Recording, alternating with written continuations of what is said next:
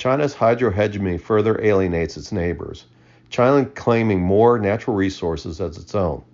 It is well known and well documented that the Chinese Communist Party claims nearly the entire South China Sea through its unilateral declaration of the Nine Dash Line. China claims the South China Sea as its traditional territory, despite international rejection of China's claims. But the reason for China to declare this territory as its own because the richest maritime trade routes flow through the South China Sea, as well as oil and gas reserves that China wants exclusive ownership. Thus, China declares the South China Sea as a national security interest. Lesser-known unilateral declarations of the Chinese ownership of water is the Chinese strategy to dominate upper river regions that flow from China to south to Asia. China has many rivers that flow through the country, with many of them flowing south into Chinese southern neighbors. China uses these rivers extensively as transportation and uses dams to try to control the common flooding in China. The report card is still out if such massive dams like the Three Gorges dams have helped or improved or exacerbated the flood issues, but China is committed to the use of dams to try to control nature. The other use of China's rivers is to provide hydroelectric power to meet the needs of ever-growing energy needs. This Chinese policy is where a quiet but serious issue is brewing that endangers Southern Asian populations, agricultures, and environments.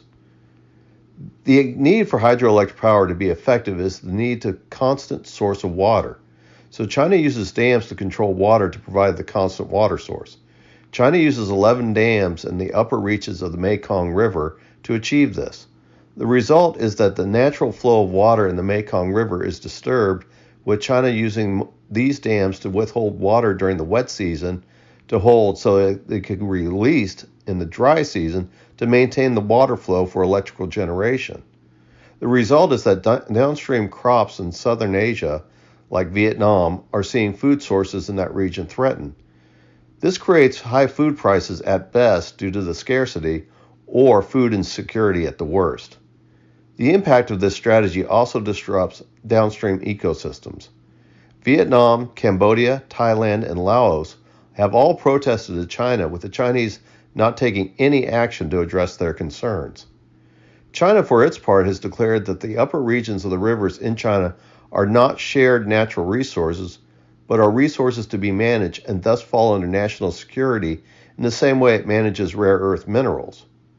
Since China is not deterred by the protests of the Mekong River, it is quietly making a mega dam in the Linxi prefecture in what used to be Tibet that will generate 60 gigawatts of power when completed, as well as divert water to arid regions of western China through a canal system.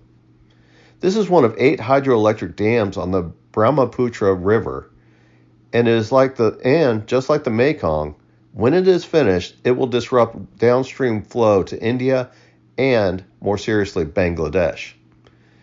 60% of the Bangladesh population could be impacted by the Chinese decision, as well as India, though not to the same extent.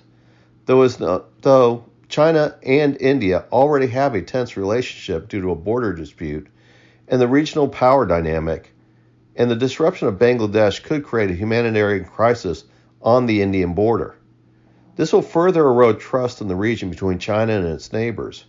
It will also threaten stability, which will antagonize the ongoing dispute between India and China that sometimes flares up to low-level military clashes. China's umbrella declaration that South China Sea, the Mekong, and the Brahmaputra rivers are a few examples of a disturbingly arrogant and extremely nationalistic view that can unilaterally declare the ownership of entire waterways as sovereign to China is regionally destabilizing.